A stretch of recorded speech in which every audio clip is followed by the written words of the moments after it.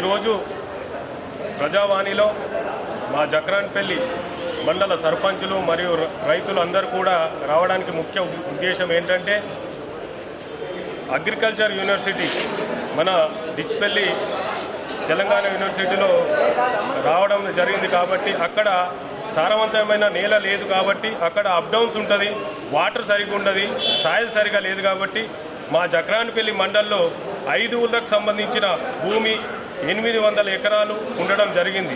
అది ఎయిర్పోర్ట్కి సంబంధించిన భూమి గతంలో ఇవ్వడం జరిగింది కాబట్టి అది ఇప్పుడు మాకు అగ్రికల్చర్ యూనివర్సిటీ రావాలని మేము ఈ వినతి పత్రం ఇవ్వడానికి వచ్చినాము. దీనికి మా నిజామాబాద్ జిల్లాకు అగ్రికల్చర్ యూనివర్సిటీ మాకు శాంక్షన్ చేసిన దానికి గౌరవనీయులు రేవంత్ రెడ్డి గారికి మరియు మా ఎమ్మెల్యే భూపల్ రెడ్డి సార్ గారికి ప్రత్యేకమైన కృతజ్ఞతలు తెలియజేసుకుంటున్నాము. అంతేకాకుండా మాకు మా జక్రాన్పల్లి మండలంలో అగ్రికల్చర్ యూనివర్సిటీ వస్తే మాకు రహదారులు కానీ రెడ్ సాయిల్ కానీ మరియు వాటర్ కానీ అక్కడ ఎక్కువగా ఉన్నాయి కాబట్టి అక్కడ ఇస్తే మాకు అన్నిటికీ రహదారులకు కానీ వాటర్ కానీ సారవంతమైన నేల దానికి అనుబంధమైన పంటలు కూడా పండుతాయి. శాస్త్రవేత్తలు కూడా అక్కడ ఫలానా పంటలు కూడా చేసుకోవడానికి శాస్త్రవేత్తలు వేరే పంటలు కూడా అక్కడ చేయడానికి అనువు ఉంటుంది కాబట్టి దయచేసి మాకు అక్కడ అగ్రికల్చర్ యూనివర్సిటీ వస్తే మాకు అక్కడున్న పరిసరాల ప్రాంతాల్లో కూడా చాలా బాగుంటుంది.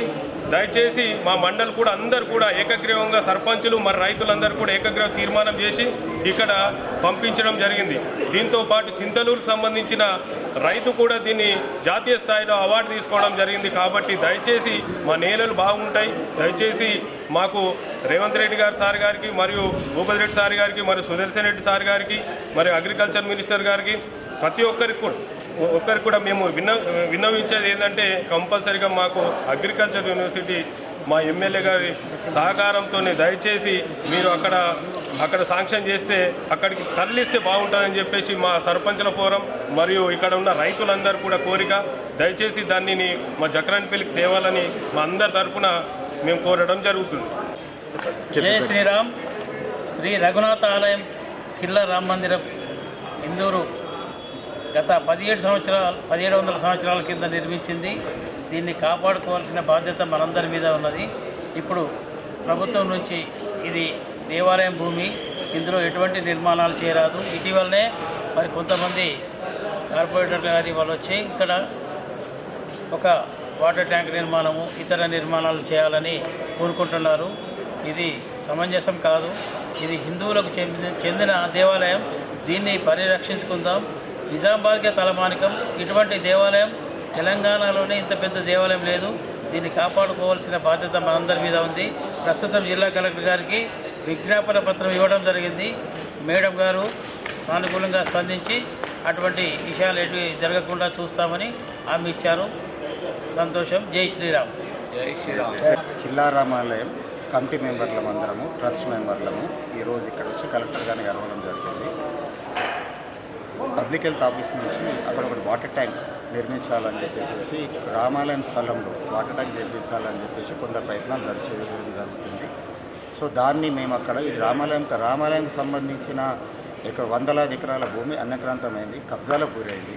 ఇప్పుడు ఉన్న గుడి దగ్గర ఉన్న స్థలాన్ని కూడా వీళ్ళు వాటర్ ట్యాంక్ కనో లేకపోతే ఇంకెంత దేనికనో వీళ్ళు కబ్జా అంటే తీసేసి కట్టేస్తే రామాలయం అన్నది ఇప్పుడు స్థలం లేకుండా పోతుంది.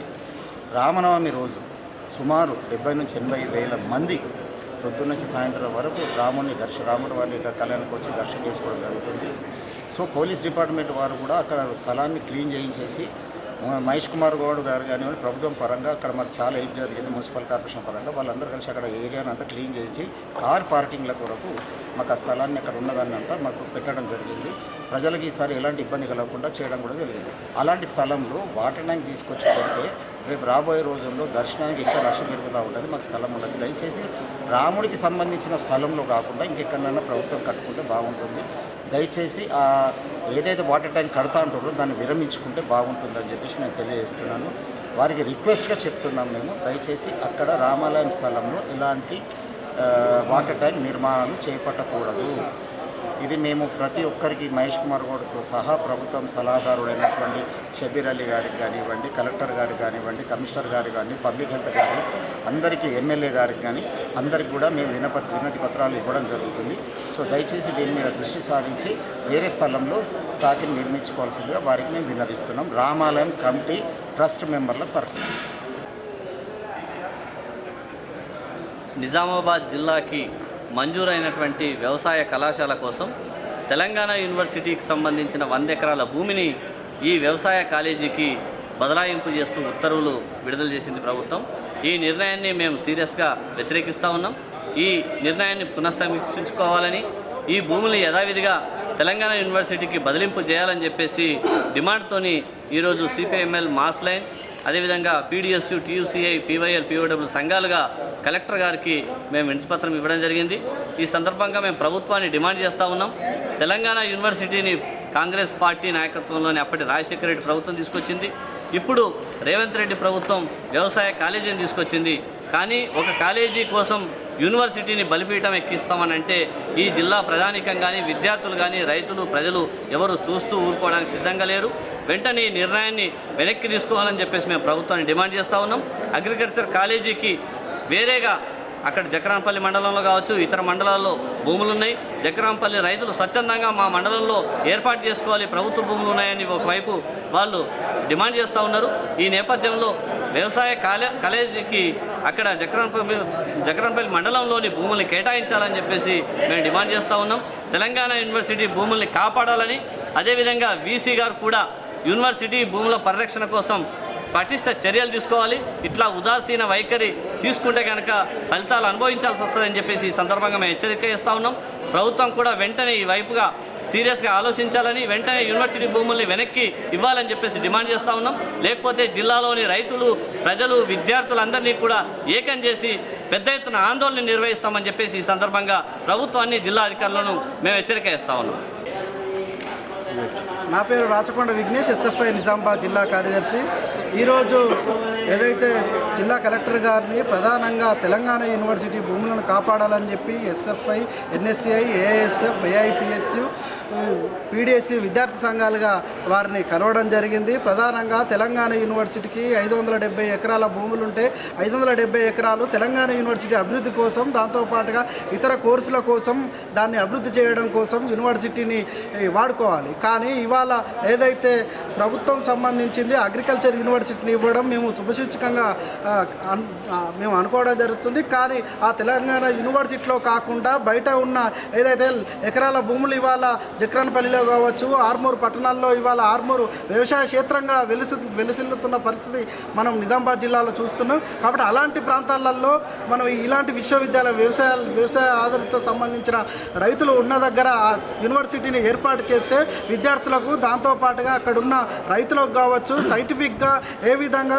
రీసెర్చ్ కోసం కావచ్చు ఈ ఉపయోగం జరిగే అవకాశం ఉంటుంది. కానీ గుట్టలలో ఉన్న తెలంగాణ యూనివర్సిటీలలో పెడితే ఎక్కడ కూడా అక్కడ విద్యార్థులకు ఉపయోగకరంగా ఉండదు, దాంతోపాటుగా అక్కడికున్న ప్రజలకు కూడా ఉపయోగకరంగా ఉండదు అనేది మా యొక్క భావన. కాబట్టి జిల్లా కలెక్టర్ గారు మీరు స్పందించాల్సిన అవసరం ఉంది. వెంటనే ఆర్మూరు లాంటి ప్రాంతాలలో, నిజామాబాద్ టౌన్లో, నాగారం లాంటి ప్రాంతాల్లో కూడా ఇవాళ అనేక ఎకరాల భూములు ఖాళీగా ఉన్నాయి, ప్రభుత్వ భూములు ఉన్నాయి. కాబట్టి అలాంటి చోట ఈ వ్యవసాయ క్షేత్రం సంబంధించిన వ్యవసాయ యూనివర్సిటీ పెడితేనే బాగుంటుందని చెప్పి అన్ని విద్యార్థి సంఘాలుగా మేము జిల్లా కలెక్టర్ గారికి వింతిపత్రం ఇచ్చాము. వారు కూడా సానుకూలంగా స్పందించడం జరిగింది.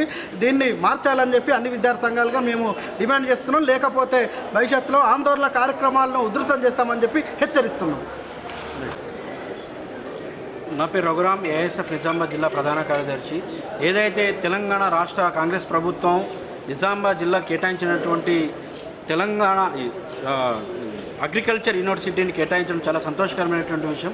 కానీ దీనికి సంబంధించి ఏంటంటే తెలంగాణ యూనివర్సిటీలో కేటాయించడం అనేది సరికాదు. ఎందుకంటే ఉన్నటువంటి నిజామాబాద్ జిల్లాలో ఉన్నటువంటి సరిమైనటువంటి ప్రాంతాల్లో చాలా దాదాపు జక్రాన్పల్లిలో 800 ఎకరాలు ఉన్నటువంటి పరిస్థితి ఉంది. కాబట్టి అలాంటి ప్లేసులను చూసుకొని అక్కడ కేటాయిస్తే అక్కడ ఉన్నటువంటి అగ్రికల్చర్ యూనివర్సిటీ అంటేనే విద్యార్థులకు పరిశోధనటువంటి సంబంధించింది. కాబట్టి అక్కడ ఉన్నటువంటి చాలా ఎకరాలకు సంబంధించి కూడా అవసరం ఉంటుంది. కాబట్టి ఆ విధంగా రాష్ట్ర ప్రభుత్వం ఆలోచించి ఏదైతే నిజామాబాద్ అర్బన్, ఆర్మూరు, బోధను, అదేవిధంగా నిజామాబాద్ రూరల్లో ఉన్నటువంటి ఏరియాల్లో చూసి కేటాయించాల్సిన అవసరం ఉంది.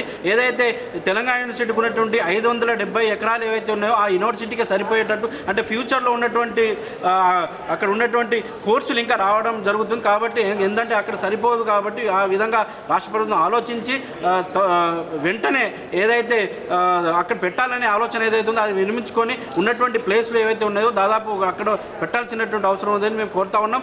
రాష్ట్ర ప్రభుత్వం ఆ విధంగా ఆలోచించకపోతే మాత్రం భవిష్యత్తు కాలంలో విద్యార్థి సంఘాల ఆధ్వర్యంలో పెద్ద ఎత్తున ఆందోళన నిర్వహిస్తామని హెచ్చరిస్తూ ఉన్నాం.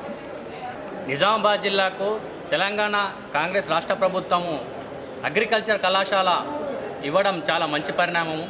కానీ ఆ కళాశాల అనేది తెలంగాణ యూనివర్సిటీకి సంబంధించిన 100 ఎకరాలలో ఉంచడం అనేది చాలా బాధాకరం. ఎందుకంటే తెలంగాణ యూనివర్సిటీ దాదాపు 570 ఎకరాలలో దాదాపు 60 ఎకరాలు ఇప్పటికే కబ్జాలో ఉన్నది. దాదాపు ఇప్పటికే కొన్ని విద్యార్థులకు అక్కడ ఫ్యాకల్టీకి మిగతా కోర్సులకు సంబంధించిన అన్ని విధాల సమస్యల సుడిగుండంలో ముంగటికెళ్తా ఉన్న తరుణంలలో ఇప్పుడు అగ్రికల్చర్ కళాశాల రావడం వల్ల ఆ తెలంగాణ యూనివర్సిటీ విద్యార్థులకు ఇటు అగ్రికల్చర్ విద్యార్థులకు న్యాయం జరగదు. కాబట్టి రాష్ట్ర ప్రభుత్వము వెంటనే ఈ నిర్ణయాన్ని వెనక్కి తీసుకొని నాగారంలో కావచ్చు, జక్రన్పల్లిలో అక్కడున్న ప్రజలు కావచ్చు, రైతులు వాళ్ళు ముంగడికి వస్తూ ఉన్నారు వాళ్ళ భూములు ఇవ్వడానికి. కాబట్టి ఆ దిశగా ఆలోచించాలని పీడిఎస్గా, ఎస్ఎఫ్ఐ, ఏఎస్ఎఫ్, ఏపీఎస్ విద్యార్థి సంఘాలుగా ఈరోజు జిల్లా కలెక్టర్ గారికి వినతిపత్రం ఇవ్వడం జరిగింది. తెలంగాణ రాష్ట్ర ప్రభుత్వము వెంటనే దీన్ని వెనక్కి తీసుకొని అక్కడున్న రైతులకు, జక్రన్పల్లి రైతులకు, ప్రజలకు, ఇక నిజామాబాద్ జిల్లా విద్యార్థులకు న్యాయం చేసే విధంగా పునరాలోచించాల్సిందిగా మేము పీడిఎస్గా హెచ్చరిస్తూ ఉన్నాం.